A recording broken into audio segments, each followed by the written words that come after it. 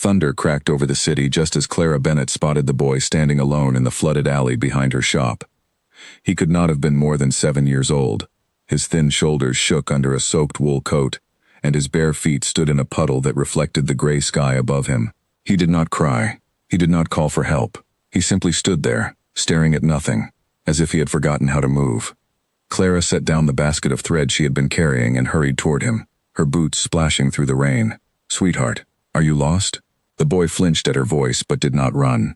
Up close, she could see his dark hair plastered to his forehead and a thin scratch along his cheek. His eyes, a striking shade of gray-blue, held something Clara had not expected to see in a child so young. Fear, yes, but also caution, the kind that came from knowing exactly what danger looked like. "What's your name?" she asked gently, crouching so she would not tower over him. He hesitated. "Oliver." "Just Oliver?" He looked away. Clara glanced down the alley, half expecting a mother or father to come rushing out of the rain, scolding themselves for losing sight of him for even a moment. No one came. The street stayed empty except for the drumming rain and the distant clatter of a cart somewhere beyond the buildings. "Where do you live, Oliver? I can help you find your way home." His whole body tensed. "I'm not allowed to go back." The words came out so plainly, so certain, that Clara felt something twist in her chest. She had heard frightened children say many things in her years running a small shop in this part of the city, but she had never heard a child speak with that particular flatness, as if the sentence were a fact of life rather than a fear. "All right," she said carefully. "You don't have to go back tonight, but you can't stay out here either. Come inside with me, just until the rain stops." For a long moment, Oliver studied her the way a merchant might study a coin, checking for counterfeit. Then, slowly, he nodded. Clara's shop sat at the end of a narrow lane, its windows glowing with the soft light of an oil lamp even in the middle of the afternoon storm. She had inherited the little building from her husband 2 years ago, back when the shop still smelled of his tobacco and the shelves held more customers than they did now. Since his passing, she had kept the business alive through sheer stubbornness, sewing dresses for merchants' wives and mending coats for dock workers who could not afford anything grander. She led Oliver inside and shut the door against the wind. The warmth of the small stove near the back wall wrapped around them both, and Oliver let out a shiver so deep it seemed to come from somewhere beneath his skin. "Sit by the fire," Clara said, guiding him toward a wooden stool. "I'll find you something dry to wear." She disappeared into the back room and returned a moment later with an old shirt, far too big for him, that had once belonged to her husband. When she helped him out of his soaked coat, she paused. The stitching along the collar was fine. Too fine. The thread was silk, not wool, and the buttons were carved from something that caught the lamplight with a faint shine, more like polished bone than the tin buttons most children in this district wore. She ran her thumb along the hem, and recognized needlework she had only ever seen on garments delivered to the wealthiest houses near the Palace District. "Where did you get this coat?" she asked, keeping her voice light. Oliver did not answer. He watched the fire instead, his knees pulled up to his chest. Clara decided not to press. Whatever answer he was avoiding, forcing it out of him now would only make him retreat further into silence. She hung the coat near the stove to dry and set a pot of broth to warm, adding a bit of bread from the cupboard. While the soup heated, she studied him more closely. His hands, though small, were clean beneath the dirt of the alley, the nails trimmed with care. When she handed him a wooden spoon, he held it properly, the way someone might who had been taught table manners rather than someone who had simply learned to eat quickly before food disappeared. Everything about him whispered contradictions. A child dressed like nobility, wandering alone like an orphan, terrified of returning to wherever he called home. "You don't need to tell me anything you don't want to," Clara said as she set the bowl in front of him, "but I'd like to know if anyone is looking for you. Your parents must be worried." Oliver's spoon stopped halfway to his mouth. "My parents are gone," he said quietly. "They died last winter." Clara's breath caught. She had not expected that answer, and for a moment, she did not know what to say. "I'm so sorry, Oliver." He shrugged, the gesture too practiced for a boy his age, as if he had shrugged away sympathy many times before and learned it was easier than accepting it. "Everyone says that. Who takes care of you now?" His jaw tightened. "People who don't want me there." The bitterness in his voice startled her. She thought of pressing further, but something in his expression warned her that one more question might close the door entirely.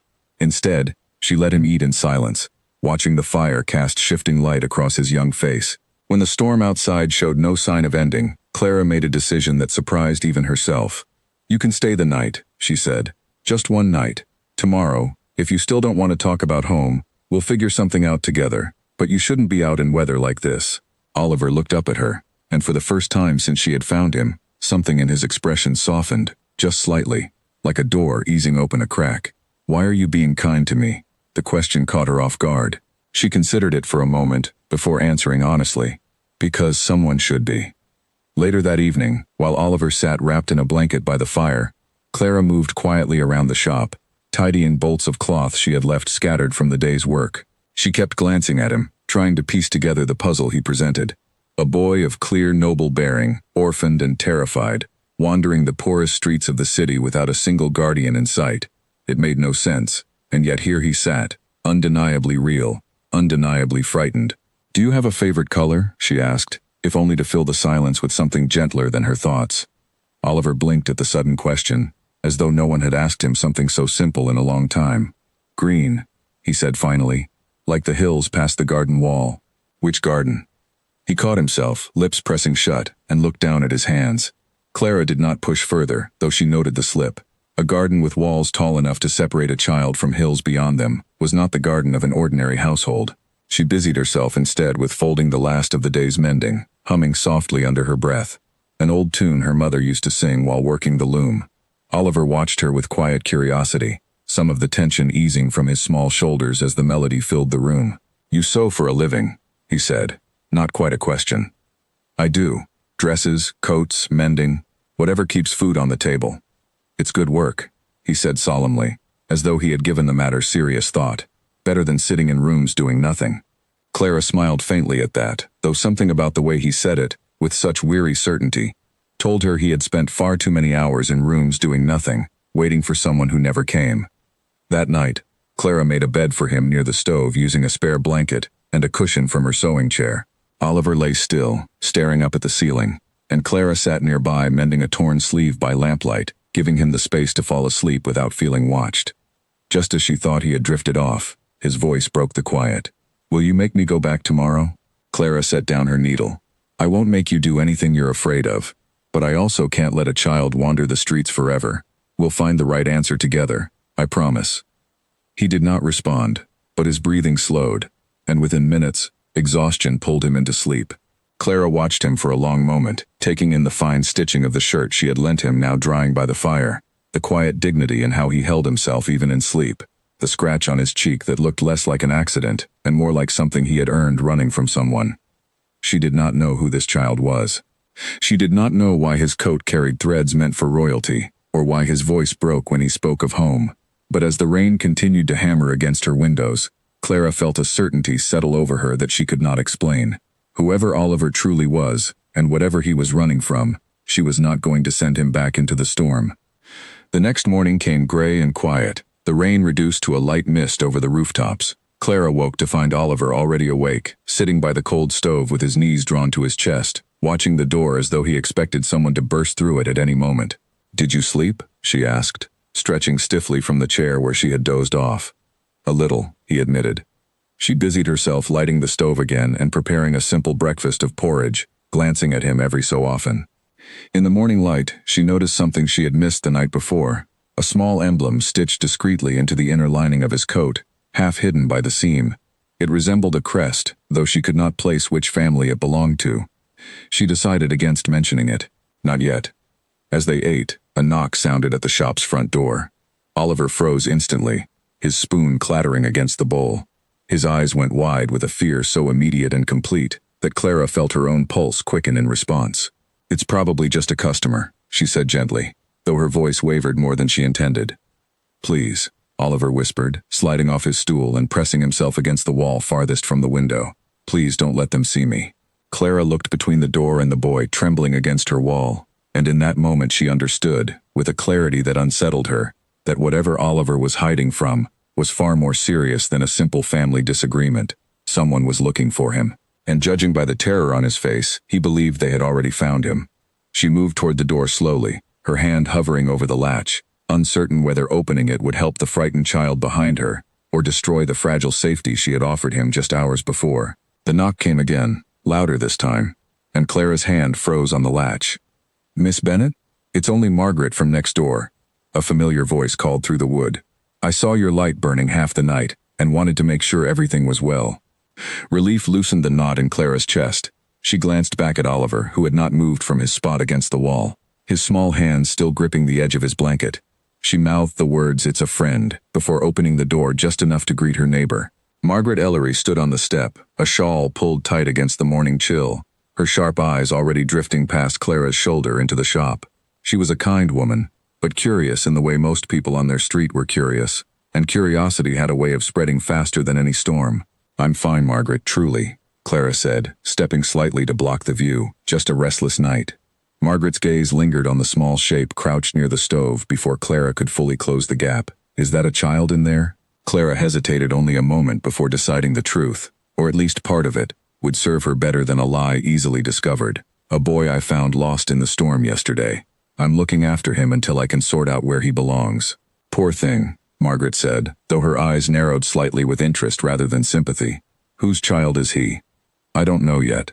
Margaret opened her mouth to ask more, but Clara gently steered the conversation elsewhere, thanking her for checking in and promising to visit later in the week. When the door finally closed, Clara exhaled and turned back to Oliver, whose shoulders had only just begun to relax. "She's gone," Clara said. "It really was only my neighbor." Oliver nodded, but the fear did not fully leave his eyes. "People ask questions," he murmured. "Questions get back to people I don't want finding me." "Who are you afraid of, Oliver?" He shook his head, retreating once more into silence, and Clara did not press. She had learned enough in one night to know that pushing him only built the walls higher. The following days settled into a quiet, careful rhythm. Clara ran her shop as she always had, taking in mending from the dock workers and fitting dresses for the modest households nearby, while Oliver stayed close to her side, watching everything with the alertness of a child who had learned not to trust stillness. At first he barely spoke unless spoken to, but slowly, almost without either of them noticing, the silence between them began to soften. She taught him to thread a needle one afternoon, guiding his small fingers through the motion with more patience than she thought she possessed.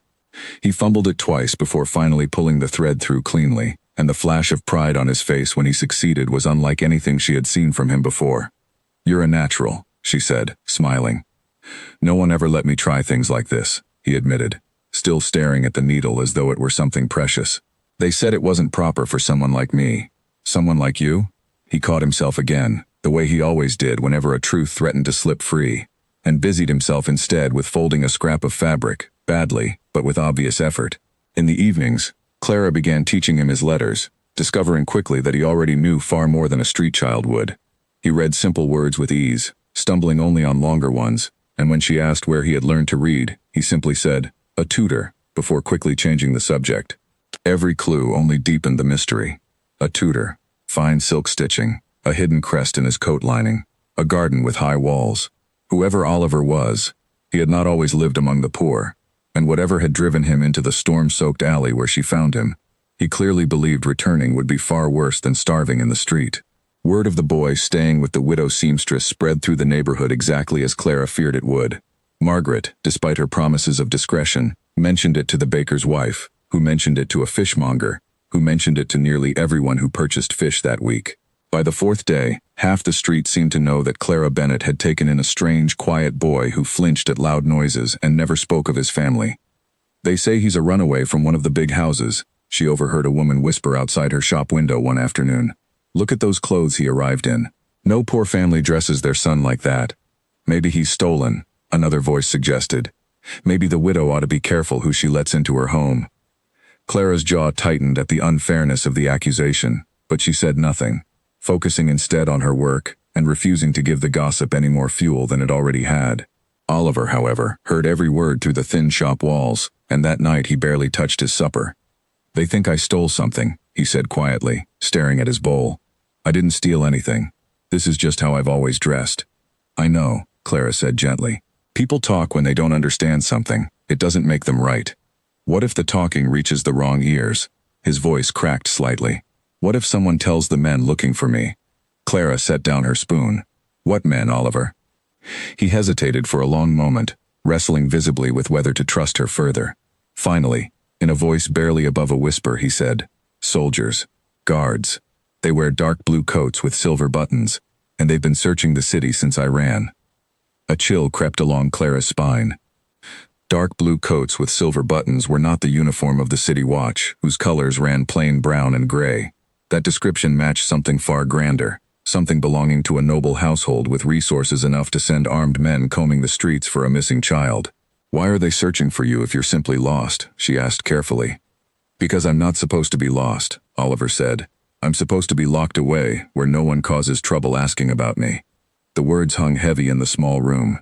Clara wanted desperately to ask more, to understand exactly what kind of household would speak of a grieving orphan child in terms of being locked away, but she could see the toll the conversation was already taking on him, his hands trembling slightly around his spoon, his eyes glassy with unshed tears he refused to let fall.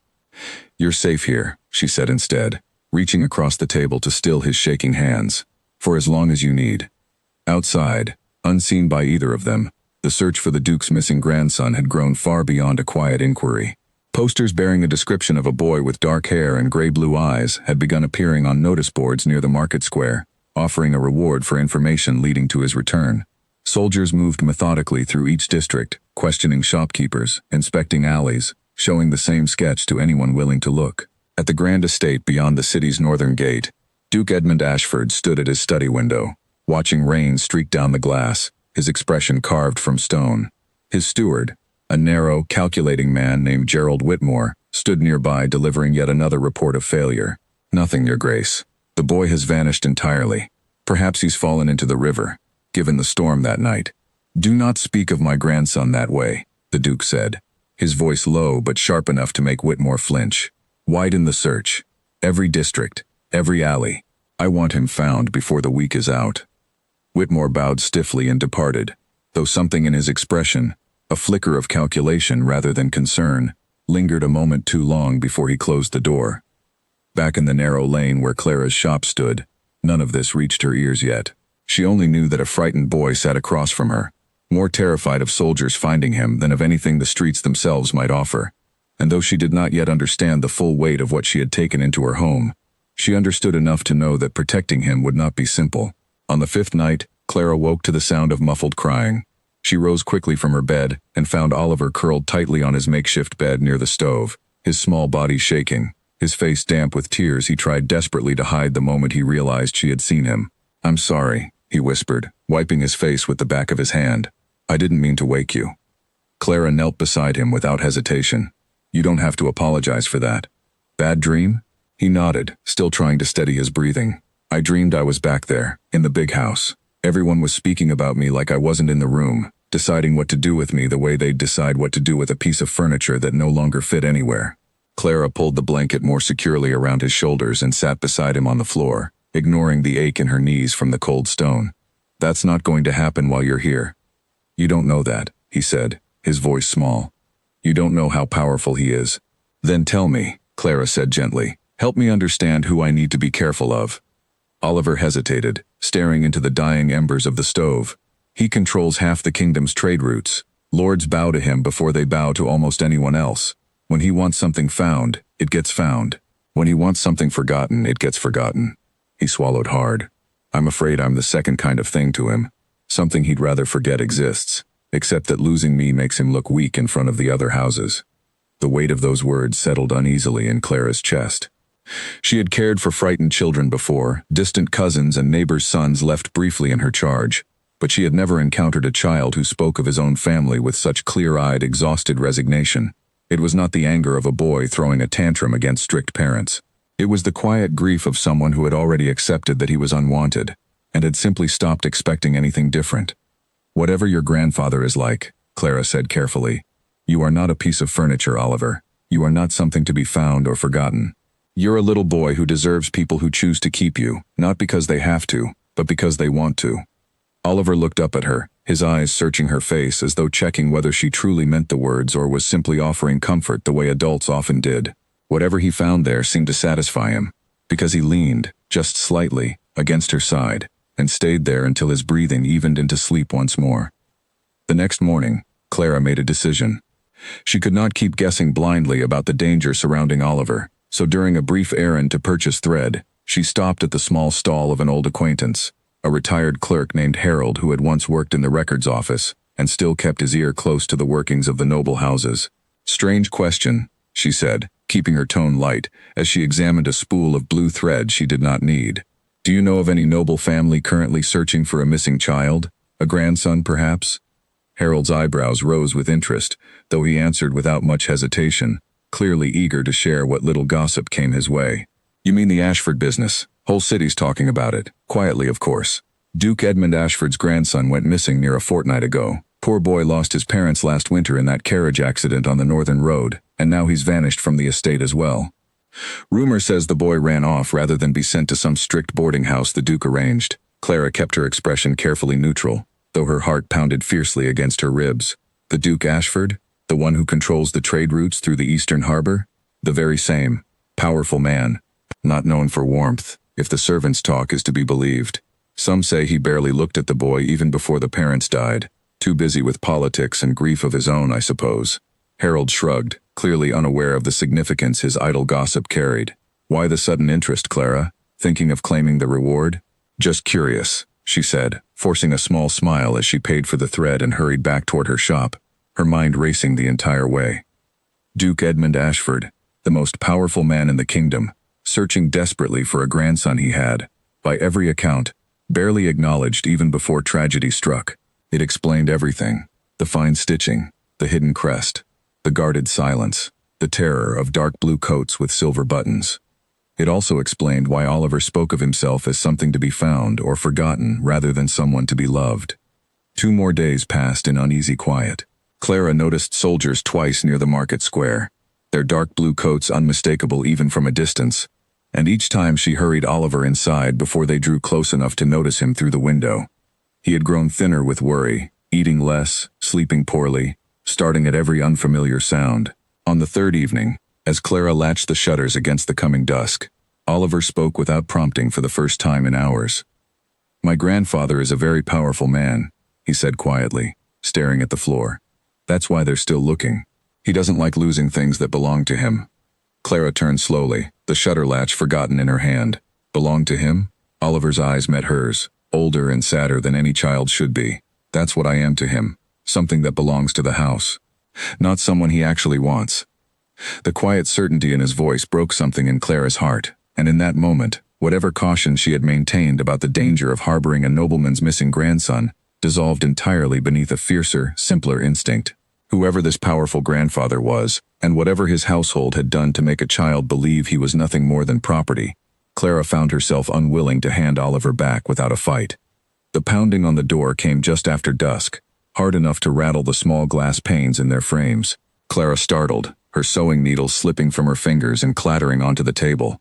Across the room, Oliver went utterly still, the color draining from his face as though he already knew, before she did, exactly who stood outside. "Open in the name of the Duke's household," a deep voice commanded through the wood. Oliver was on his feet instantly, scrambling toward the back room with the desperate silence of a creature who had learned that noise meant capture. Clara caught his arm gently but firmly. "Hide in the storage closet," she whispered. "Whatever happens, stay quiet." He nodded, eyes wide, and disappeared behind the curtain separating her workroom from the front of the shop. Clara smoothed her apron, steadied her breathing, and opened the door. 2 men stood on her step, both dressed in dark blue coats trimmed with silver buttons, exactly as Oliver had described. The taller of the 2 carried himself with the stiff authority of someone accustomed to being obeyed without question. His companion, younger and slightly less severe in expression, held a rolled parchment beneath one arm. "Clara Bennett?" the taller guard asked. "That's right. I am Captain Simon Reeve, serving the household of Duke Edmund Ashford. We have reason to believe you are harboring the Duke's missing grandson." Clara's pulse hammered, but she kept her face composed, drawing on years of dealing with difficult customers and creditors alike. "I don't know what you mean." Captain Reeve's eyes narrowed slightly, studying her with the practiced skepticism of a man who had heard many denials in his career. "A neighbor reported a boy matching his description staying in this shop for the better part of a week. Dark hair, gray-blue eyes, fine clothing unusual for this district. Does that sound familiar to you?" "I've had many customers pass through my shop," Clara said carefully. "I couldn't possibly account for every child glimpsed on this street." The younger guard unrolled the parchment, revealing a sketched likeness that bore an unmistakable resemblance to Oliver, down to the particular set of his eyes. "This is the boy we seek. The Duke has offered a considerable reward for his safe return. and made it equally clear that anyone found concealing him will face serious consequences. A cold weight settled in Clara's stomach at the word consequences, but she held her ground. I am not concealing anyone. I would ask that you not accuse a widow of wrongdoing in her own home without proof. Captain Reeves' jaw tightened, and for a moment Clara feared he would simply push past her and search the shop himself. Instead, he took a measured step forward. Miss Bennet, I would remind you that obstructing a search authorized by the Duke's household carries penalties that extend well beyond a stern warning. If the boy is here, and we later discover you knew, you will not be treated as a kind stranger who simply misunderstood the situation.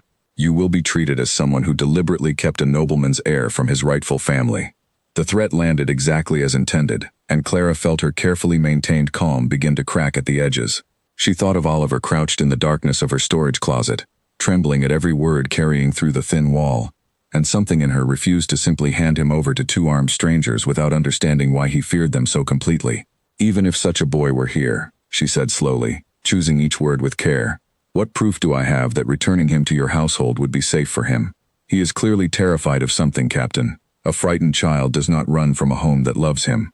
Captain Reeves' expression flickered, something almost like discomfort crossing his features before he masked it again with professional sternness. That is not a decision that belongs to you, Miss Bennet. The boy belongs to the Ashford family by blood, and the Duke's word on his welfare is final. Belongs to, Clara repeated quietly. You speak of him as though he were property rather than a child. Miss Bennet, the younger guard interjected, his tone slightly gentler than his captain's. We understand your concern, truly, but refusing to cooperate will only make matters worse, both for you and for the boy, if he is indeed here. The Duke's patience with this search has already worn thin.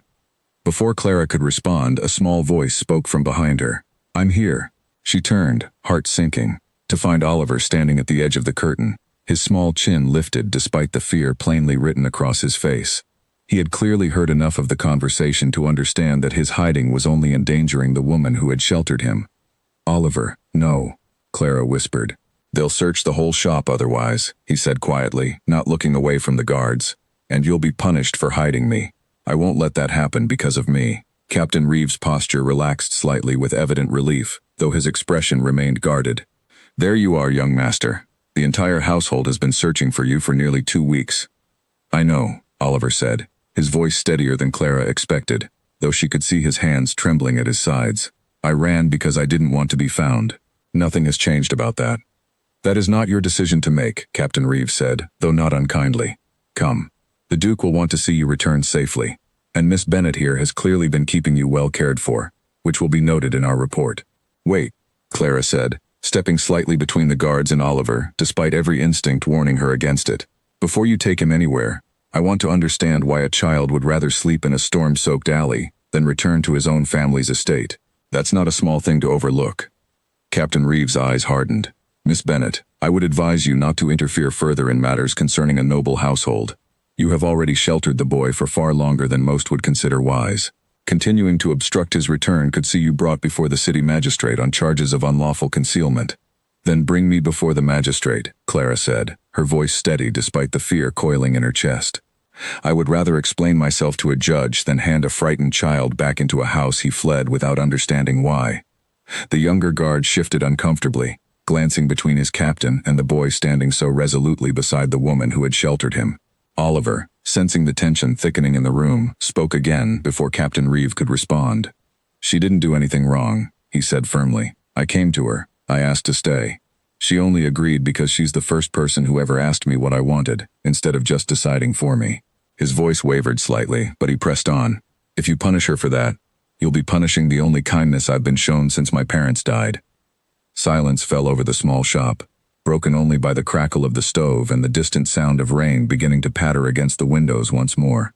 Captain Reeves studied the boy for a long moment, something shifting behind his stern expression, before he finally exhaled and lowered the parchment in his hand. I am not authorized to make promises regarding Miss Bennet's treatment, he said at last, his tone considerably softer than before. That decision rests with the Duke himself, but I will report exactly what has occurred here, including your words on her behalf, young master. Thank you, Oliver said quietly. We must return you to the estate immediately, Captain Reeve continued. The Duke has been informed the moment we confirmed your location, and he will expect to see you himself before nightfall. Oliver's shoulders sagged, the brief courage that had carried him through the confrontation giving way to visible dread. He turned toward Clara, his eyes glistening with tears he refused to let fall in front of the guards. "Will I see you again?" he asked softly. Clara knelt in front of him, taking his small hands in hers despite the presence of the two guards watching the exchange. "I don't know what happens next, Oliver, but I promise you this. I am not going to simply disappear from your life and pretend none of this happened. Whatever it takes, I will find a way to know that you're safe." He nodded, though his lower lip trembled with the effort of holding back tears. Captain Reeve, watching the exchange with an expression that had softened considerably from his earlier severity, cleared his throat. "Miss Bennet," he said, "I will personally ensure your account of events reaches the Duke accurately. Given the circumstances, and the boy's evident attachment to you, I suspect this matter will not end simply with his return to the estate." Clara looked up at him, uncertain whether to trust the offer, but grateful for it nonetheless. "Thank you, Captain." The guards escorted Oliver toward the door, and just before stepping outside into the rain, he turned back one final time. "The garden with the high walls," he said, his voice barely above a whisper. "That's where I'll be, if you ever come looking." Then the door closed, and Clara stood alone in her quiet shop, the fire crackling in the stove, the space where Oliver had slept for nearly 2 weeks suddenly, unbearably empty. She sank onto her sewing stool, her hands shaking as the full weight of the encounter finally settled over her. She had defied armed guards serving the most powerful duke in the kingdom, and though Oliver had gone quietly in the end, she had no illusions about what awaited a frightened child returning to a household he had risked everything to escape. Word of the confrontation spread through the neighborhood faster than Clara could have anticipated. By the following morning, half the street buzzed with the story of the widow seamstress who had sheltered the missing Ashford heir and stood her ground against the Duke's own guards. Some praised her courage, others whispered that she had made a dangerous enemy of one of the most powerful men in the kingdom, and that no good would come of drawing his attention so directly.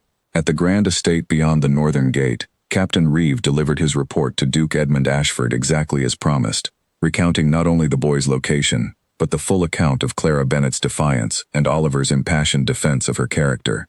The Duke listened in silence, his expression unreadable, until the captain finished speaking.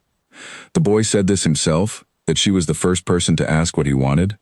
"His exact words, Your Grace." Duke Edmund Ashford turned toward the window of his study, staring out at the rain-soaked gardens below, his jaw tight with an emotion the captain could not quite identify. For nearly 2 weeks, he had told himself the search was simply a matter of duty, of preventing scandal, of ensuring the Ashford name did not suffer the embarrassment of a lost heir. He had not allowed himself to consider what it meant that his grandson had chosen the company of a stranger over the walls of his own estate. "Have the widow's account verified," he said finally, his voice low, "and prepare my carriage. I intend to see this shop for myself." Captain Reeve blinked in surprise, clearly not expecting the Duke himself to make such a visit, but he bowed nonetheless. "As you wish, Your Grace." Alone in his study once more, Duke Edmund allowed himself a rare moment of unguarded reflection, staring at the small portrait of his late daughter that hung above the mantel, Oliver's mother, gone now for nearly a year alongside her husband in the carriage accident that had reshaped his household into something colder than he cared to admit. He had told himself he was protecting the boy by keeping him close, by arranging tutors and strict routines and a boarding house meant to shape him into a proper heir. He had not considered, until this very moment, that protection without warmth might simply be another word for abandonment. Meanwhile, the carriage carrying Oliver back toward the estate rattled slowly through the rain-slicked streets. The boy pressed silently against the window, watching the narrow lane where Clara's shop stood grow smaller and smaller until it disappeared entirely behind the gray curtain of rain. Captain Reeve sat across from him, saying little, though he studied the boy with an expression far gentler than the one he had worn while making his demands at Clara's door. "You needn't fear the household, young master," he offered eventually, though his tone carried more hope than certainty. "The Duke has been beside himself with worry since you disappeared." Oliver said nothing, his eyes fixed on the passing streets, and Captain Reeve did not press further, sensing that whatever lay between the boy and his grandfather was not something a captain of the guard could mend with reassuring words. When the carriage finally passed through the tall iron gates of the Ashford estate, Oliver felt the familiar tightness return to his chest, the same suffocating weight he had felt every day before his escape. The grounds stretched wide and immaculate before him, hedges trimmed into perfect lines, fountains carved from pale marble, windows too numerous to count glowing faintly against the dimming sky. It was, by every measure, a beautiful home. It had simply never felt like his. Servants gathered near the entrance as the carriage rolled to a stop, murmuring amongst themselves at the sight of the boy stepping down, thinner than he had been 2 weeks prior, his borrowed clothes plain compared to the fine garments he usually wore. Among them stood Gerald Whitmore, the Duke's steward, his expression carefully arranged into something resembling relief, though his eyes carried a calculating sharpness that made Oliver instinctively wary. "Welcome home, young master," Whitmore said smoothly, extending a hand that Oliver did not take. "You've caused quite a stir with your little adventure." "It wasn't an adventure," Oliver said quietly, brushing past him toward the grand entrance without waiting for a response. Whitmore's smile faltered only slightly before he turned to Captain Reeve, his voice dropping to a more private register.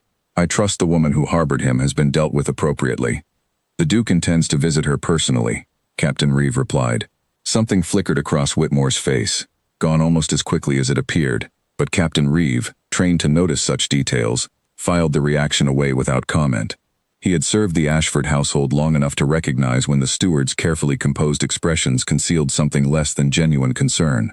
Inside the grand foyer, Oliver climbed the wide staircase alone, servants stepping aside to let him pass, none quite certain whether to greet him warmly or treat his return as simply another item resolved on a long list of household matters.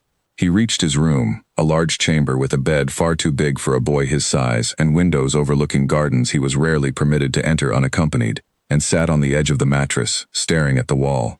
2 weeks in a small, humble shop, sleeping on a cushion by a stove, mending torn sleeves and learning his letters beside a woman who asked what he wanted, rather than deciding it for him, had shown him something he had not known was missing from his life. Warmth that did not depend on his bloodline, attention that did not come wrapped in obligation, and now, surrounded once more by marble floors and silk curtains and servants who addressed him only as young master, Oliver had never felt more alone. Back in the narrow lane beyond the city gates, Clara sat by her cold stove long after the guards had taken Oliver away, her mending forgotten in her lap. The shop felt hollow without his quiet presence, the space where he had slept still faintly holding the shape of him. She thought of his final words before the door closed, the garden with the high walls, spoken not as a farewell but as an invitation, a small thread of trust left dangling for her to follow if she chose. She did not sleep that night. Instead, she sat awake turning over every possibility in her mind. The danger of defying a household as powerful as the Ashfords weighed against the image of a small boy standing resolutely at her side, defending her to armed guards with more courage than most grown men could summon. Whatever came next, whatever consequence her defiance might bring, Clara knew with quiet certainty that she was not finished with Oliver's story. She only hoped the powerful Duke controlling his fate would prove willing to listen before it was too late. The Duke's carriage arrived at Clara's shop the very next morning, its polished black frame and gold trim looking absurdly out of place against the narrow, mud-streaked lane. Clara had barely finished opening her shutters when she saw it approach, drawn by 2 matched horses and flanked by a pair of guards on horseback. Her stomach twisted with a mixture of dread and cautious hope. Whatever the visit meant, she had no intention of backing down from the conversation she had been rehearsing in her mind all night. The carriage door opened, and a tall man stepped down, his dark coat impeccably tailored, silver threading through his hair at the temples, his bearing carrying the unmistakable weight of someone accustomed to rooms falling silent the moment he entered them. Duke Edmund Ashford surveyed the modest shopfront with an expression Clara could not quite read, though she noted the faint crease between his brows that suggested surprise rather than the disdain she had braced herself for.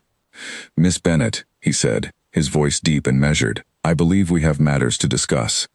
"Your Grace." Clara dropped a brief stiff curtsy, more out of necessity than deference. "Please, come inside."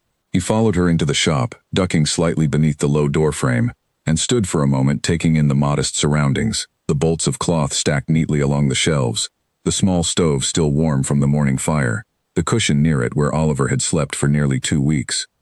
Something in his expression shifted as his gaze lingered on that cushion. "He slept there?" the Duke asked quietly. "Every night," Clara confirmed. "It wasn't much, but it was warm, and he never once complained." The Duke's jaw tightened. He moved further into the room, studying the small details of her modest life, the mended curtains, the simple wooden furniture, the evidence of a household surviving on careful frugality rather than luxury. "This is quite different from the estate he ran from."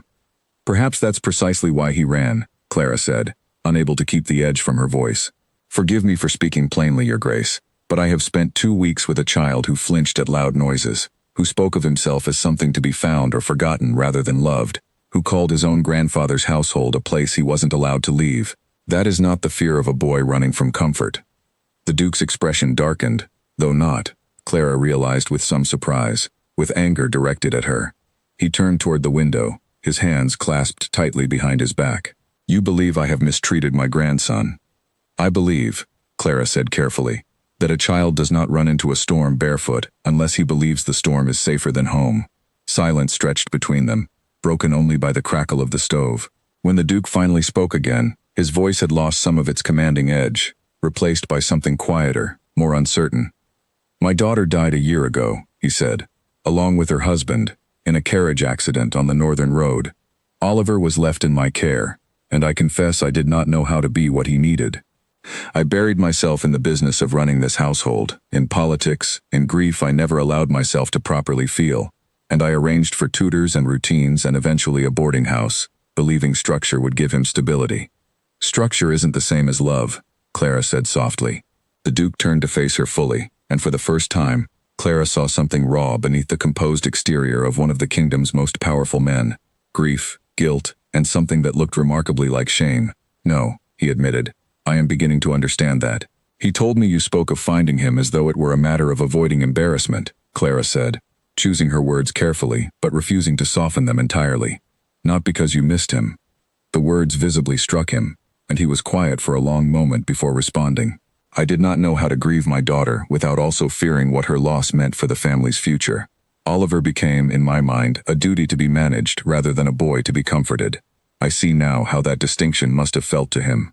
Clara softened slightly, sensing genuine regret beneath his admission rather than mere political posturing. He needs to know he matters to you, Your Grace, not as an heir, as a grandson. I intend to make that clear to him, the Duke said, though I confess I do not entirely know how, after so many months of doing the opposite. Before Clara could respond, the sound of small footsteps echoed from the back room, and Oliver appeared in the doorway, having apparently slipped away from the estate to find his way back to the one place he had felt safe. He froze at the sight of his grandfather standing in the middle of Clara's shop, his eyes wide with a mixture of fear and confusion. Oliver, Clara said gently, how did you get here? I climbed over the garden wall, he admitted, glancing nervously between Clara and the Duke. I told the guard at the gate I wanted to see the stables, then I ran. I had to see if you were all right. The Duke's expression, already softened by his conversation with Clara, seemed to crack further at the sight of his grandson risking punishment simply to check on the welfare of a woman he had known for less than 2 weeks. You climbed the wall, he repeated quietly, to make certain Miss Bennet was unharmed. Oliver lifted his chin, some of his earlier defiance returning. She didn't do anything wrong. If you're here to punish her, I want you to punish me instead. I am not here to punish anyone, the Duke said, his voice gentler than Oliver had likely ever heard it. I came to understand why my grandson would rather live in a shop with a stranger than in a house with his own family. Oliver's bravado faltered slightly at the unexpected softness in his grandfather's tone. Because she asked what I wanted, he said finally. Because she let me be scared without telling me not to be. Because she never once made me feel like a problem to be solved. The Duke crossed the room slowly and knelt, an act that visibly startled both Clara and Oliver, given the stiffness with which he usually carried himself. At eye level with his grandson, his composed mask finally slipped entirely, revealing the exhaustion and grief he had carried in silence for over a year. I have failed you, he said quietly, not through cruelty, but through cowardice. I was so afraid of feeling your mother's loss that I hid from you instead of holding you through it. That was wrong, and I am deeply sorry. Oliver's eyes filled with tears he no longer tried to hide. I thought you didn't want me, he whispered. I thought I was just something you had to deal with. You are the last piece of my daughter I have left in this world, the Duke said, his own voice breaking slightly. There is nothing I want more than to be the grandfather you deserve, if you will allow me the chance to try. For a long moment, Oliver said nothing, studying his grandfather's face as though searching for the same trustworthiness he had once searched for in Clara's during their first stormy night together. Whatever he found there seemed to ease something in him, because he finally stepped forward, closing the distance between them, and allowed his grandfather to pull him into an embrace that neither of them seemed to fully know how to give until that very moment. Clara watched the exchange with tears of her own gathering, quietly stepping back to allow them the privacy of the moment, though the small shop offered little room for true distance. When the Duke finally rose, keeping one hand resting gently on Oliver's shoulder, he turned to face her once more. his expression carrying a gratitude far removed from the imposing authority he had entered with. "Miss Bennet," he said, "I owe you a debt I am not certain how to repay. You gave my grandson something I failed to provide: safety, warmth, and the simple dignity of being asked what he wanted rather than told what he must accept." "I only did what anyone should have done," Clara said quietly. "Perhaps," the Duke said, "but few would have defied armed guards to do it." He glanced down at Oliver, who watched the exchange with cautious hope written plainly across his young face. "I would like to propose something, if you are willing to hear it." Clara straightened slightly, uncertain what a duke could possibly propose to a humble seamstress, but she nodded regardless, curiosity overtaking her wariness. "I'm listening, Your Grace. My grandson has made it clear that your presence brought him more comfort in 2 weeks than my household managed in an entire year," the Duke said. "I would like to offer you a position within the estate, one that would allow you to remain close to Oliver during this difficult period of adjustment, in whatever capacity you find suitable to your skills and comfort." Oliver's eyes lit up with a hope so immediate and unguarded that Clara felt her resolve waver entirely. "Please," he said softly, "I don't want to lose you again." Clara looked between the earnest boy and his grieving, humbled grandfather, and though 100 practical concerns crowded her mind, the cost of leaving her shop, the uncertainty of a role within a household as grand and complicated as the Ashford estate, the gossip that would inevitably follow such an arrangement, none of it outweighed the simple truth staring back at her in Oliver's tearful, hopeful eyes. "I would need time to settle my affairs here," she said slowly. "But yes, I accept." Later that afternoon, after the Duke's carriage had departed with Oliver settled comfortably against his grandfather's side for the first time since his parents' passing, Clara sat alone in her shop trying to process the sudden turn her life had taken. 2 weeks ago, she had been a widow struggling to keep a modest sewing business afloat. Now she found herself preparing to leave that life behind entirely for a role within one of the most powerful households in the kingdom. Margaret arrived within the hour, drawn by the unmistakable sight of a Duke's carriage parked outside Clara's shop, her curiosity finally overwhelming any pretense of subtlety. "Clara Bennet, you cannot possibly expect me to walk past that and simply mind my own affairs. What in the world happened here?" Clara managed a tired smile, exhaustion and disbelief mingling in equal measure, as she recounted the morning's events, careful to leave out the more painful details Oliver had shared in confidence. Margaret listened with wide eyes, occasionally pressing a hand to her chest in astonishment. "A position at the Ashford estate," Margaret breathed once Clara finished.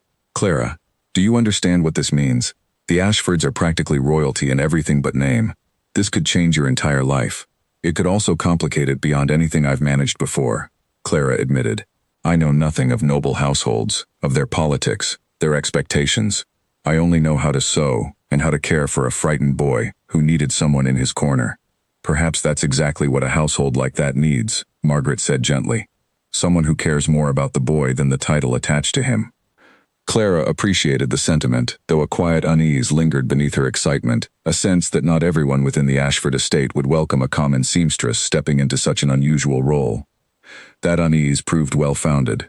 At the estate, news of the Duke's decision spread quickly among the household staff, provoking reactions ranging from curious approval to open skepticism.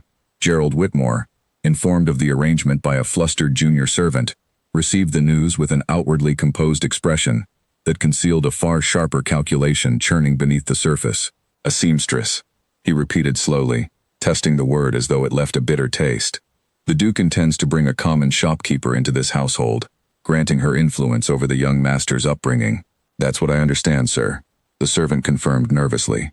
Whitmore dismissed the servant with a curt wave and retreated to his private study, his mind already turning over the implications of this unexpected development. For over a year, since the tragic passing of Oliver's parents, Whitmore had quietly positioned himself as an indispensable figure within the household, managing the estate's affairs with an efficiency that had earned the Duke's trust while subtly consolidating influence over decisions that should have remained firmly within the family's control.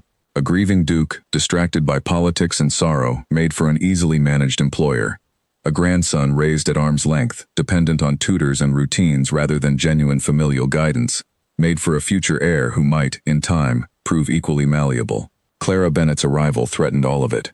A woman with genuine influence over young Oliver's affections, someone the boy trusted implicitly and the Duke now respected, represented precisely the kind of variable Whitmore had spent months carefully eliminating from the household's inner circle.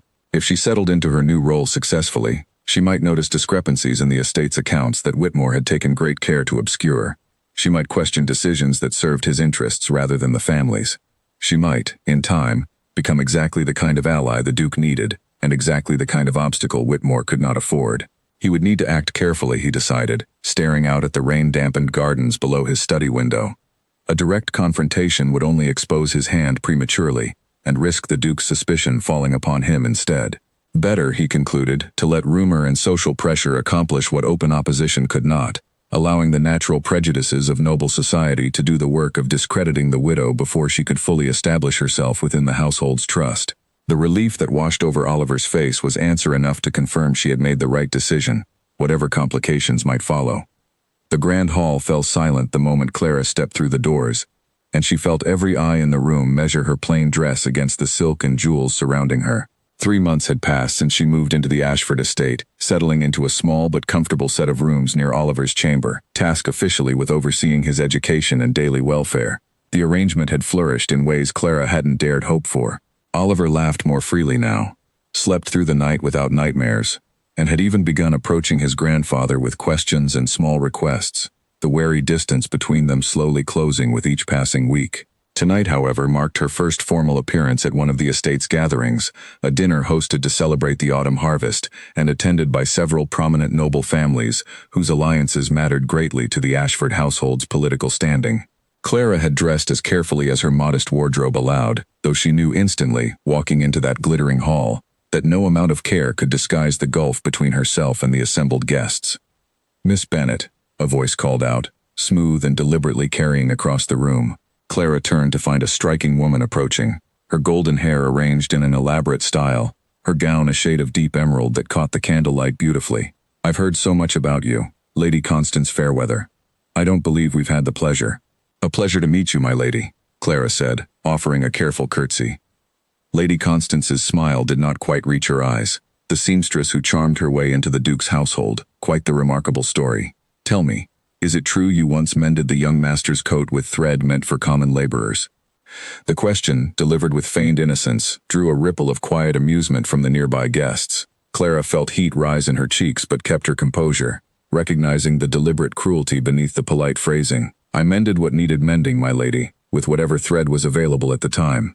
"How resourceful," Lady Constance said, her tone dripping with condescension thinly veiled as compliment. "Though I confess, I find it curious that the Duke would entrust his grandson's upbringing to someone with no formal education in etiquette, history, or the responsibilities that come with noble life. Surely there are more suitable candidates within the city's finer households." Across the room, Clara noticed Gerald Whitmore watching the exchange with quiet satisfaction, though he made no move to intervene on her behalf. She realized, with sinking clarity, that this confrontation had not arisen by accident. "I don't claim to know the intricacies of noble etiquette, my lady," Clara replied evenly.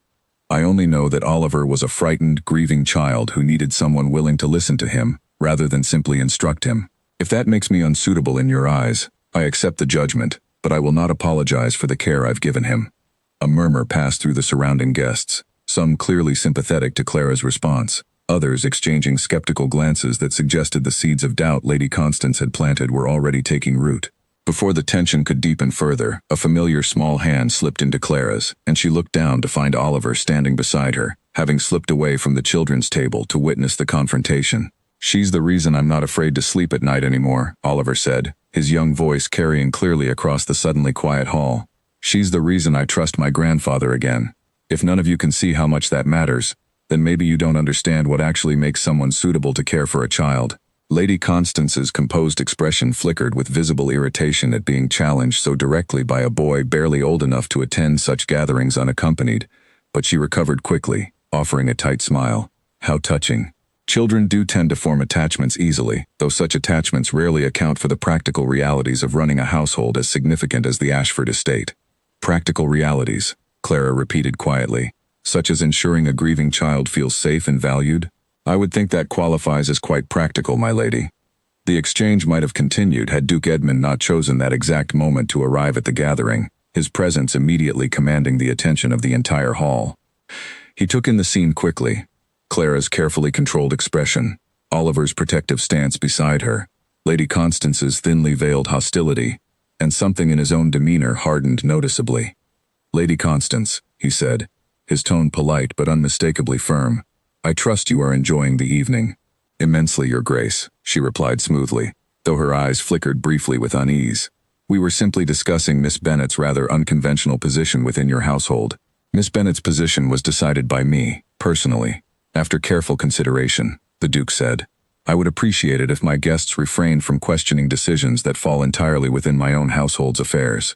The rebuke, though delivered with restrained courtesy, landed with unmistakable weight, and Lady Constance offered a stiff nod before retreating toward a different cluster of guests, clearly recognizing the futility of pressing further in the Duke's direct presence. Clara exhaled slowly, grateful for the intervention but uneasily aware that the whispered judgment circulating the room would not simply vanish because the Duke had silenced one voice. Over the following weeks, the rumors Lady Constance had helped ignite spread steadily through noble circles, growing more elaborate with each retelling. Clara heard whispers, some subtle, some deliberately loud enough to reach her ears, suggesting she had manipulated her way into the household through calculated kindness toward a grieving child, that she harbored ambitions of securing her own position through the Duke's evident gratitude, that her humble origins made her fundamentally unfit to influence the future of one of the kingdom's most powerful families. Gerald Whitmore, meanwhile, worked quietly behind the scenes, feeding select details to sympathetic ears among the visiting nobility, always careful to frame his contributions as reluctant honesty rather than deliberate sabotage. He mentioned, in passing conversation with a visiting lord, that Clara had been alone with Oliver for nearly 2 weeks before the Duke's household located them, allowing implications to form without stating anything overtly false. He noted, to another guest, that Clara's sudden elevation from shopkeeper to trusted household figure had occurred with unusual speed, suggesting without directly claiming that something more calculated than simple kindness might explain her rapid rise. The cumulative effect proved devastating. By the time the estate hosted its next significant gathering, a formal ball marking the anniversary of the Ashford family's founding, Clara found herself the subject of open scrutiny from nearly every corner of the glittering ballroom. Conversations paused when she passed. Whispered comments followed in her wake. Even guests who had shown polite warmth during earlier encounters now regarded her with cautious distance, unwilling to risk their own standing by associating too closely with a figure surrounded by such persistent scandal. Clara bore the humiliation with as much dignity as she could muster, though the weight of constant judgment wore steadily at her composure. She caught Oliver watching her from across the room during one particularly cutting exchange. His young face creased with worry and helpless anger at witnessing the woman who had saved him, now facing cruelty she could not simply outrun. "Miss Bennet," Lady Constance's voice cut through the crowd once more, this time accompanied by a small cluster of allies eager to witness the confrontation. "I understand there are questions circulating about the true nature of your relationship with the young Duke's household. Perhaps you might finally offer the gathering some clarity." "There is no scandal to clarify, my lady," Clara said, though exhaustion had begun to fray the edges of her patience. "I care for Oliver because he deserves care, nothing more complicated than that." "How convenient," Lady Constance said, "that such simple devotion happened to secure you rooms within the estate, the Duke's personal gratitude, and no small measure of influence over the household's future heir." Before Clara could respond, Oliver pushed through the surrounding crowd, his small frame trembling with barely contained fury at watching the accusations continue unchecked. "Stop it," he said loudly enough that nearby conversations fell silent. "All of you, just stop." "Oliver," Clara said softly, reaching for him, but he shook his head, tears gathering in his eyes as he turned to face the assembled guests directly. "You don't know anything about her," he said, his voice shaking but growing steadier with each word. "You weren't there when I was so scared I couldn't sleep, and she sat beside me until I did. You weren't there when everyone else searching for me only cared about finding the Duke's grandson, not about finding me, a scared little boy who thought nobody actually wanted him around anymore." His voice cracked, but he pressed forward, undeterred. "She's the only person who ever asked what I wanted, instead of just telling me what I should feel. She loves me, not because I'm an heir, not because of what I could give her someday, just because I'm me.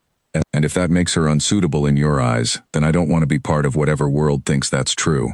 The ballroom fell into stunned silence, broken only by the soft crackling of candles and the distant strains of music that had faltered to a stop as musicians noticed the unfolding scene.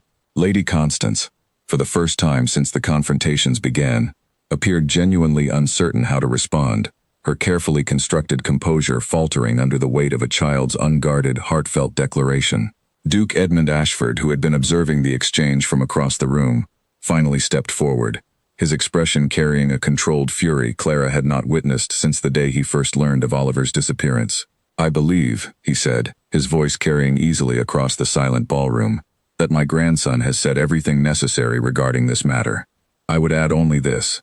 Miss Bennet's character has been questioned tonight by individuals who know nothing of the sacrifice, courage, and genuine devotion she has shown my family during our most difficult season. That ends now." Lady Constance, recovering some of her composure under the weight of the Duke's evident displeasure, offered a shallow curtsy. "Forgive me, Your Grace. I meant no disrespect toward your household, simply a concern shared by many regarding matters of propriety." "Then let your concern be answered," the Duke said, his tone leaving no room for further argument.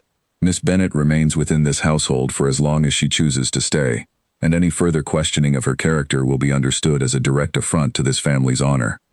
The gathering dispersed slowly after that, conversations resuming in hushed, careful tones, though the earlier atmosphere of scrutiny had shifted into something closer to grudging reassessment. Clara felt the weight of dozens of eyes still upon her, as she guided Oliver away from the center of the room, but the sharpest edge of the hostility had dulled considerably beneath the Duke's public defense. Later that evening, once the guests had departed, and the grand hall stood quiet once more, Clara sat with Oliver in the estate's smaller family parlor, the boy curled against her side, emotionally spent from the evening's confrontation. "I shouldn't have shouted like that," he murmured, though there was no real regret in his voice, only exhaustion. "Grandfather says a young master should always remain composed in public." "Sometimes composure isn't as important as honesty," Clara said gently, smoothing his hair. "What you said tonight took more courage than most adults in that room could have managed."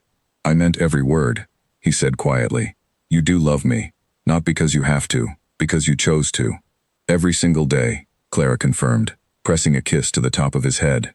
From the doorway, unnoticed until he cleared his throat softly, Duke Edmund watched the quiet exchange with an expression Clara had come to recognize over the past months, a complicated mixture of gratitude and lingering guilt that he had not been the one to offer such comfort sooner. "Might I have a word, Miss Bennet?" he asked, privately, once Oliver has retired for the evening. Clara nodded, and once a servant had guided a yawning Oliver toward his chamber, she followed the Duke into his private study, uncertain what the conversation might hold after such a tumultuous evening. "I owe you an apology," the Duke said once the door had closed behind them. "I underestimated how deeply the household's politics would turn against you. I should have anticipated this and shielded you from it far sooner."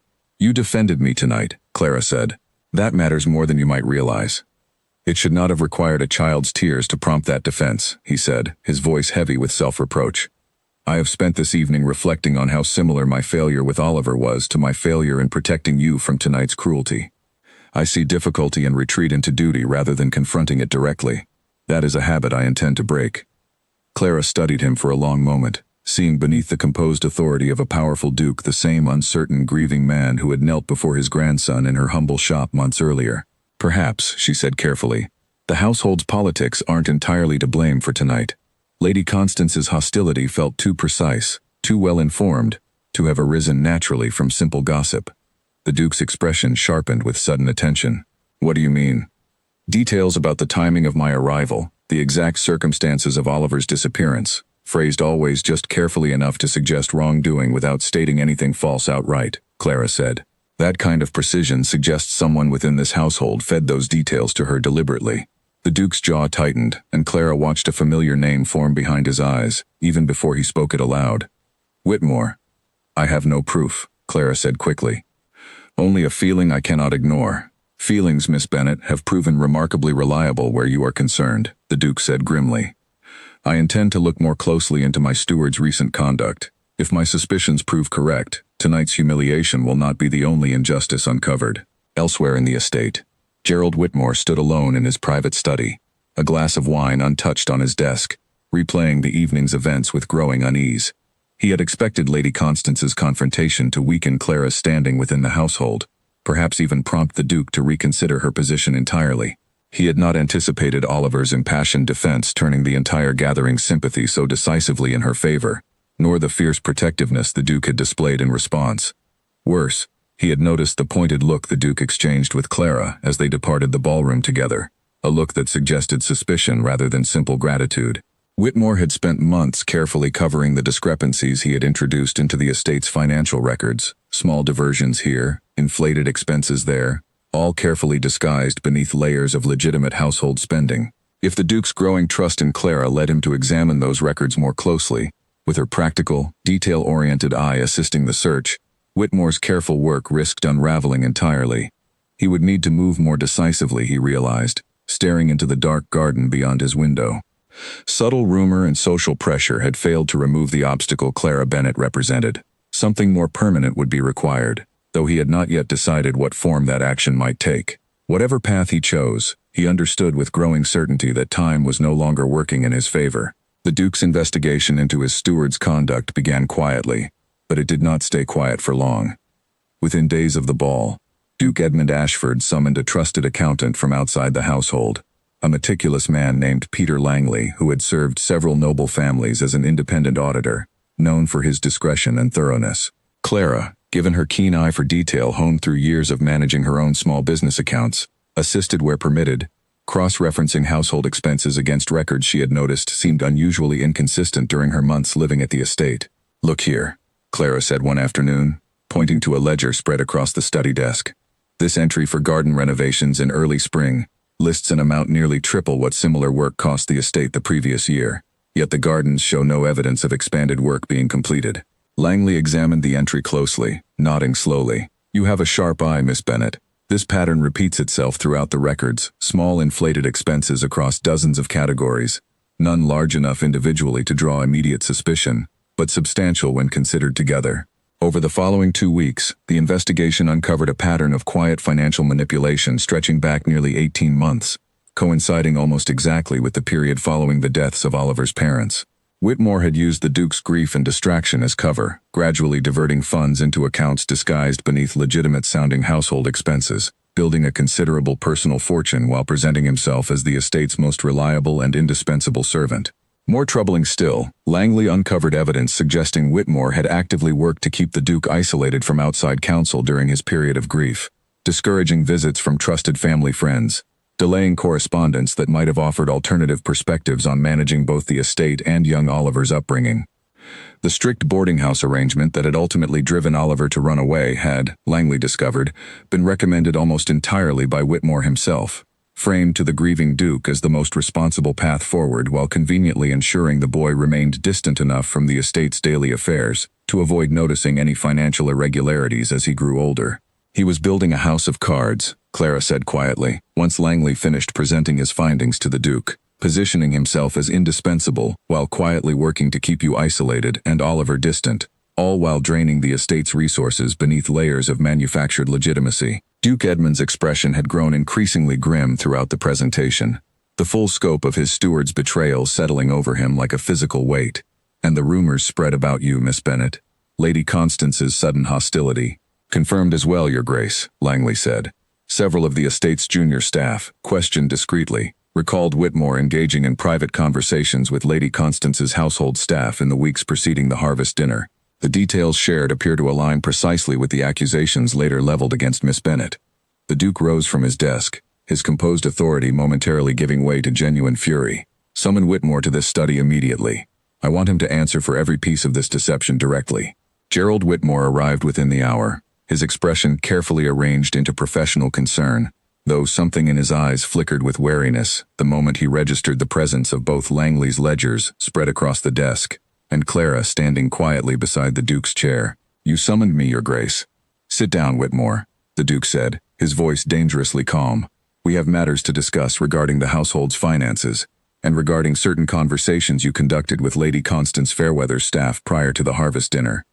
Whitmore's composure cracked visibly, though he attempted to maintain his footing. "I'm not certain I understand your meaning, Your Grace. I have served this household faithfully for over 6 years." "Faithfully," the Duke repeated coldly, gesturing toward the ledgers on his desk. "Explain, then, why household expenses across nearly every category have shown consistent, unexplainable inflation since my daughter's death, coinciding precisely with a period during which you actively discouraged outside counsel and recommended isolating my grandson within a boarding house arrangement that ultimately drove him to run away from this family entirely." Whitmore's face paled, his carefully maintained mask finally slipping to reveal the calculating desperation beneath. Your Grace, I can explain every entry, every decision.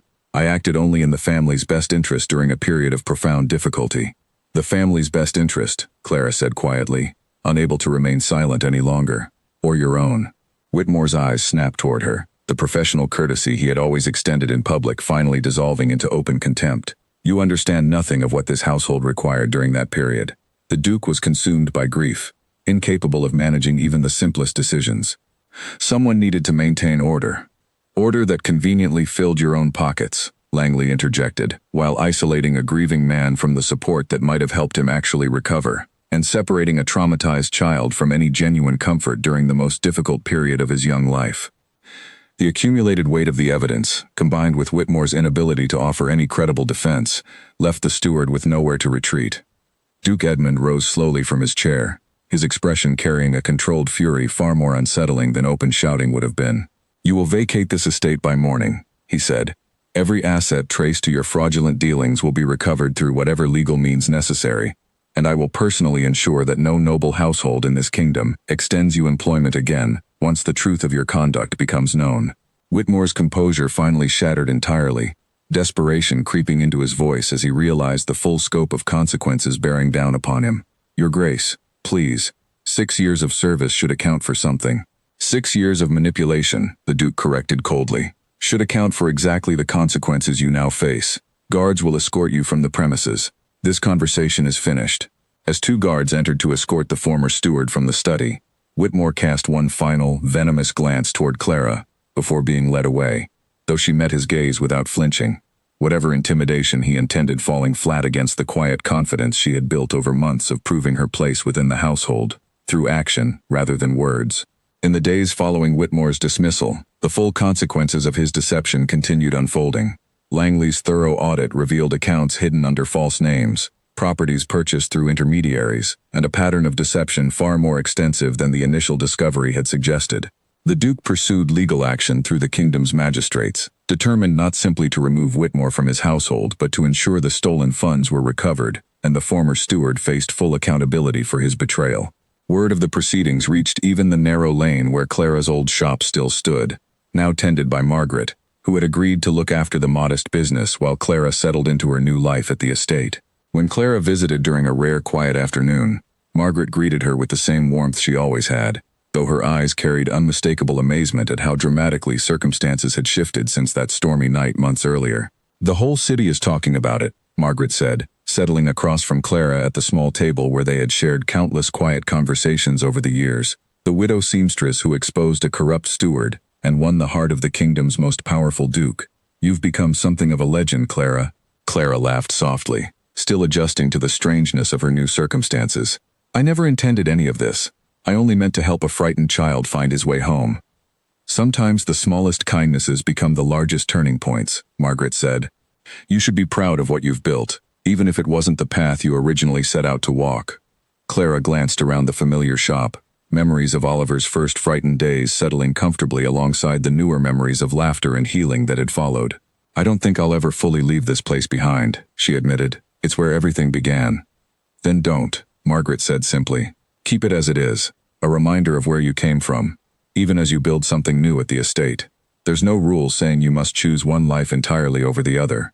The suggestion settled comfortably with Clara, and she resolved in that quiet moment to maintain the small shop, perhaps visiting occasionally to mend a garment or teach a needlework lesson to children in the neighborhood, a tether to the humble life that had shaped her long before any duke or grand estate entered her world.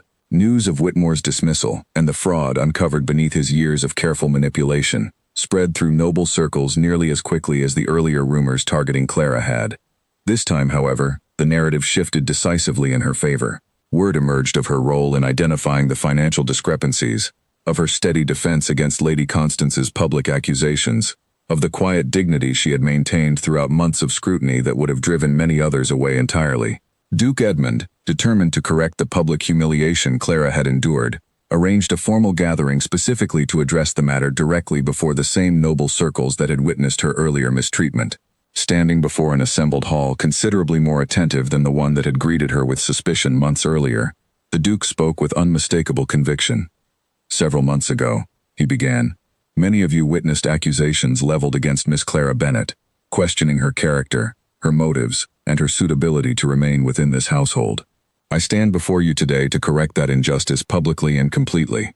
The accusations were orchestrated deliberately by my former steward, Gerald Whitmore, whose fraudulent conduct against this family's finances and welfare has since been thoroughly exposed and addressed." A murmur passed through the gathered guests, and Clara, standing near the front of the hall with Oliver's hand held tightly in hers, felt the weight of months of quiet humiliation finally beginning to lift. "Miss Bennett," the Duke continued, "found my grandson lost and frightened in a storm, sheltered him without hesitation despite the risk to herself, defended him against my own household guards when she believed his safety required it, and ultimately gave him something this family, despite all our wealth and influence, had failed to provide: genuine warmth and unconditional care. When this household's politics turned against her unfairly, she bore the cruelty with more grace than most would have managed, and when given the opportunity to uncover wrongdoing within these very walls, she did so with the same quiet integrity that first drew my grandson to trust her." He turned toward Clara, his expression carrying open gratitude entirely unguarded by the political composure he typically maintained in public settings. "This family owes you a debt that mere words cannot fully repay. I hope this acknowledgement, offered before those who once doubted you, goes some way toward correcting the injustice you endured." Clara felt tears gathering as the assembled guests, many of whom had once whispered doubts about her character, now offered quiet nods and murmured approval, the tide of public opinion shifting as decisively in her favor as it had once turned against her.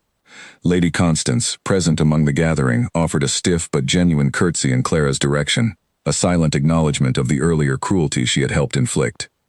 "Your Grace," Clara said softly, "I never sought recognition for any of this. I only wanted Oliver to know he was loved. And in doing so," the Duke replied, "you taught this entire household, myself included, what genuine care actually looks like." That evening, once the formal gathering had concluded and the estate settled into peaceful quiet, Clara sat with Oliver in the same small family parlor, where they had once discussed the courage required to defend truth even against powerful opposition. The boy, now visibly more confident and settled than the frightened child she had found shivering in a storm months earlier, leaned contentedly against her side. "Everything feels different now," he said. "Grandfather smiles more. The house doesn't feel so cold anymore. Homes change when the people inside them choose to be honest with each other," Clara said, smoothing his hair gently. Duke Edmund appeared in the doorway, watching the quiet scene with the same complicated tenderness that had become increasingly familiar over recent months. He crossed the room and settled into the chair opposite them, the formal distance he once maintained with nearly everyone within the household long since dissolved where Clara and Oliver were concerned. "I have been considering something," he said carefully, glancing between grandson and the woman who had transformed both their lives so completely. "Your position within this household has always been described formally as Oliver's caretaker. I find that description increasingly insufficient for what you have actually become to this family." Clara felt her heart quicken slightly at the careful weight behind his words. "What are you suggesting, Your Grace?" "That perhaps," he said, "the arrangement between us need not remain purely professional. If you found yourself open to something more permanent, something that would ensure Oliver never again has reason to fear losing the person who first taught him what genuine care feels like." Oliver looked up between them, understanding dawning slowly across his young face before breaking into the widest smile Clara had seen from him since their earliest days together. "You mean you'd actually be family," he said. "Really, truly family." Clara looked at the Duke, seeing beneath his careful, measured proposal the same vulnerable honesty he had first shown her in the humble shop where their unlikely story began, and found her answer forming with a certainty that surprised her with its simplicity. "I would like that very much," she said quietly. "More than I think I've allowed myself to admit." Outside, the autumn evening settled peacefully over the Ashford estate. The gardens Oliver once feared crossing now bathed in warm lamplight visible from the parlor windows. The household finally, genuinely at peace after a year shadowed by grief, deception, and fear. Clara Bennett, once a humble widow struggling to keep a small shop afloat, had found within a storm-soaked alley not just a lost boy in need of shelter, but an entire family waiting, in their own imperfect way, to finally learn how to love, without fear standing in the way. Oliver, curled contentedly between the two people who had come to mean everything to him, finally understood something he had once believed impossible. He was not something to be found or forgotten, managed or overlooked. He was wanted, fully and completely, by people who had chosen him not out of obligation, but out of genuine, unwavering love. In the weeks that followed, the estate settled into a rhythm none of them had known before, one built on honesty rather than careful distance, on warmth rather than obligation. Duke Edmund began joining Oliver for breakfast each morning, a small habit that had never existed before Clara's arrival, listening patiently as the boy chattered about his lessons, his growing skill with a needle and thread that Clara continued teaching him in quiet afternoons, and the small adventures he found within gardens he no longer feared crossing alone. Clara, for her part, discovered that her new life did not require her to abandon the parts of herself that had shaped her long before she ever set foot inside the Ashford estate. She continued mending garments occasionally, teaching neighborhood children alongside Margaret when time allowed, carrying the humble skills of her old life into the grandeur of her new one, without ever feeling the need to leave either behind entirely. On a quiet evening several weeks after the formal gathering that had restored her reputation before the noble houses, Clara stood on the estate's terrace, watching the sun set over gardens now filled with laughter rather than silence.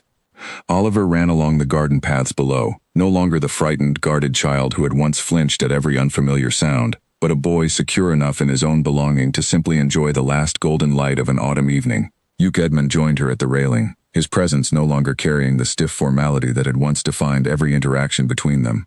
"He hasn't stopped smiling in weeks," he observed quietly. "Neither have you," Clara replied, glancing at him with a warmth that had grown steadily over their months together. "I owe that entirely to the woman who once refused to hand my grandson over to armed guards without understanding why he was afraid," the Duke said. "You changed everything the moment you chose kindness over caution." Clara smiled, watching Oliver chase a fallen leaf across the lawn below, his laughter carrying clearly through the evening air. "I only did what I hope anyone would do for a frightened child. The rest, all of this, was simply what grew from that single choice." "Then I am endlessly grateful," the Duke said softly, "that you were the one standing in that alley the night the storm brought him to your door." Below them, Oliver looked up toward the terrace, waving enthusiastically, before returning to his game among the gardens, utterly unburdened by the fear that had once defined his every waking moment. Clara watched him with quiet contentment, knowing that whatever challenges still lay ahead, the boy she had found lost and shivering in the rain had finally, completely, found his way home. A year passed before trouble found the Ashford estate again, this time in a form none of them expected. It arrived not as a storm or a scheming steward, but as a letter, bearing the seal of a distant cousin Clara had never met, a man named Edward Price who claimed distant blood ties to the Ashford line, through a branch of the family long since fallen out of favor. The letter, addressed formally to Duke Edmund, requested an audience regarding what it vaguely described as matters of inheritance and succession, now that the Duke had, in the writer's words, taken unusual steps regarding his household's future. "He means our marriage," Clara said, reading the letter over the Duke's shoulder in the quiet of his study. Their wedding, a modest affair held within the estate's own chapel rather than the grand spectacle many had expected, had taken place only months earlier, quietly transforming Clara from Oliver's caretaker into his grandmother by marriage, though the boy had long since taken to simply calling her mother, a title she had never expected to earn but treasured deeply nonetheless. "He means to suggest that Oliver's position as my heir grows less certain now that I've remarried outside noble circles," the Duke said grimly, setting the letter aside. "Some among the older families still believe bloodlines matter more than character, and Edward Price has clearly decided to test whether that belief might work in his favor." Oliver, now 8 years old and considerably more confident than the frightened boy who had once hidden in Clara's storage closet, looked up from the book he had been reading in the corner of the study. "Is he trying to take my place?" "He is testing the waters," the Duke said carefully, "to see whether such an attempt might succeed. Nothing more than that, for now." Clara felt an old, familiar protectiveness rise in her chest, though tempered now by the confidence she had built over the past year, as a genuine and respected figure within the household. "Then we answer him plainly," she said. "There is nothing uncertain about Oliver's place in this family." The Duke agreed, drafting a firm response affirming Oliver's position without ambiguity, though he confided to Clara that evening his concern that Edward Price's letter represented only the opening move of a longer campaign, one that might grow bolder if the cousin found sympathetic allies among nobles still uneasy about a duke who had married a former shopkeeper. Their concerns proved well-founded.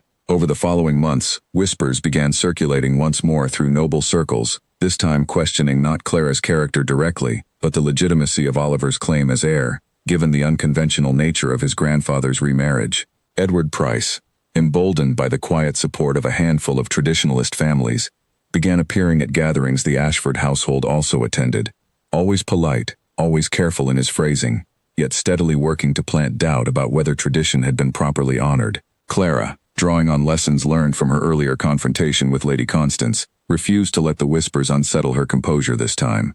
Where she had once felt overwhelmed by unfamiliar noble politics, she now understood the terrain well enough to recognize manufactured doubt for what it was, and she met each subtle challenge with calm, unshaken confidence rather than defensive anxiety. "You've grown rather skilled at this," the Duke observed one evening after Clara handled a particularly pointed inquiry from one of Price's allies with graceful, unflappable ease during a formal dinner. "I had a good teacher," Clara replied with a small smile. "Watching you handle Whitmore's betrayal taught me more about quiet strength than I realized at the time." Oliver, meanwhile, faced his own version of the challenge at the private tutoring sessions he now shared with several other noble children, where whispered comments occasionally reached him about his unconventional family and questionable claim to his grandfather's title. Rather than retreating into the fearful silence that had once defined him, he responded with the same steady confidence Clara had modeled for him since the day she found him shivering in the rain. "My grandfather chose me before he ever knew whether I'd inherit anything," he told one particularly persistent classmate during a break between lessons, "and my mother chose to love me back when I had nothing to offer her except fear and silence. That matters more than any bloodline argument your family might make." Word of the boy's composed, mature response eventually reached the Duke, who found himself unexpectedly moved by how thoroughly Oliver had internalized the lessons of worth and belonging that Clara had first offered him in her humble shop. Clara herself sought out Lady Constance during this period, surprising the noblewoman with an invitation to tea rather than the cold distance many would have considered justified given their earlier history. Lady Constance arrived at the estate visibly uncertain of her welcome, and the two women sat in careful, measured conversation for nearly an hour before the stiffness between them finally began to ease.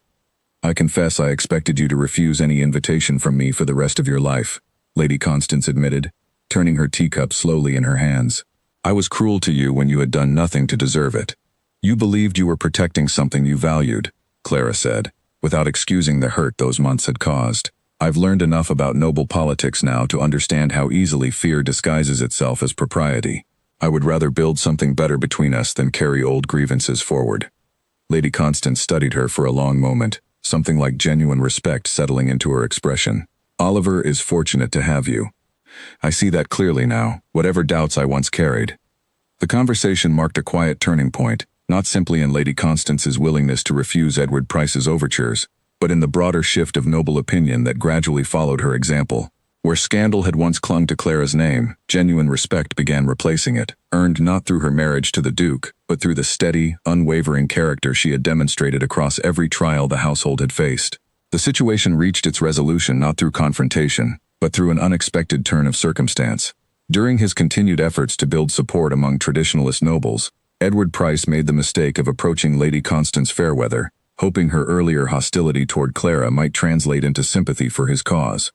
Lady Constance, however, had spent the past year quietly reflecting on her role in the earlier scandal that had nearly driven Clara from the household entirely, and the genuine transformation she had witnessed within the Ashford family since Clara's arrival had softened her earlier prejudices considerably. Rather than offering the support Price expected, Lady Constance instead relayed the full details of his approach directly to the Duke, along with a rare, genuine apology for her own earlier conduct toward Clara. "I judged Miss Bennet, now Duchess Bennet, unfairly," she admitted during a private audience with the Duke. "Watching how thoroughly she transformed this household and how devotedly your grandson speaks of her has taught me that character matters far more than bloodline in determining who truly belongs within a family. I could not, in good conscience, support Edward Price's efforts to undermine that truth." Armed with clear evidence of Price's scheming, the Duke confronted his distant cousin directly during the next gathering both households attended, publicly and firmly declaring Oliver's position as heir beyond any legitimate question, while making unmistakably clear that further attempts to undermine the family's unity would carry serious consequences for anyone involved. Edward Price, recognizing the futility of continuing his campaign without noble support, quietly withdrew his implicit challenge, and the whispers that had briefly threatened the family's peace faded steadily into irrelevance over the following weeks. That winter, as snow settled softly over the estate's gardens, Clara stood once more on the terrace where she and the Duke had shared so many quiet conversations over the past year, watching Oliver build a small snowman with the same enthusiastic energy he brought to everything now that fear no longer shadowed his days. The challenges of the past months, the whispered doubts, the questioning of his legitimacy, had tested the family in ways Clara had not anticipated when she first agreed to remain at the estate.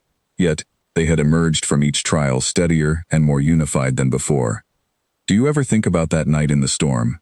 the Duke asked, joining her at the railing, his breath visible in the cold winter air.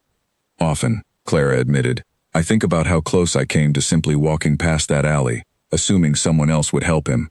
I think about how different all our lives would look now if I had."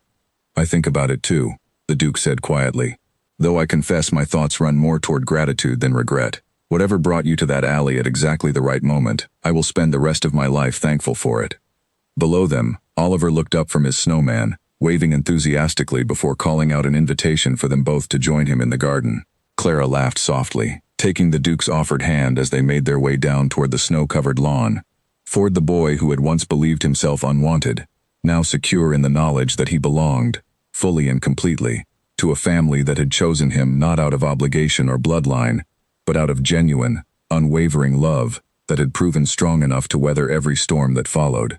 The snowman stood slightly lopsided by the time all three of them finished adding the final touches, but Oliver declared it perfect regardless, and as the last light of the winter afternoon faded gently over the Ashford estate, Clara found herself thinking not of the powerful Duke or the grand household that now surrounded her, but simply of the small, frightened boy she had found alone in the rain, and the family they had built together from that single moment of unexpected kindness.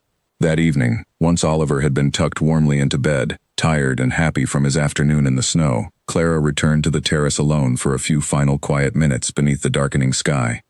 She thought of Margaret, still tending the small shop in the narrow lane where this entire journey had begun, and resolved to visit again soon, bringing Oliver along to see the modest room where he had once slept beside a stove, a reminder of how far they had all traveled since that stormy night. She thought too of Captain Reeve, who had shown unexpected kindness during the tense confrontation at her shop door, and who now served as the estate's most trusted guard, having earned the Duke's deepened respect through his honest handling of that difficult first encounter. Small kindnesses, she reflected, had a way of rippling outward far beyond the moment in which they were offered, shaping not just her own life and Oliver's, but the lives of nearly everyone who had crossed their path since.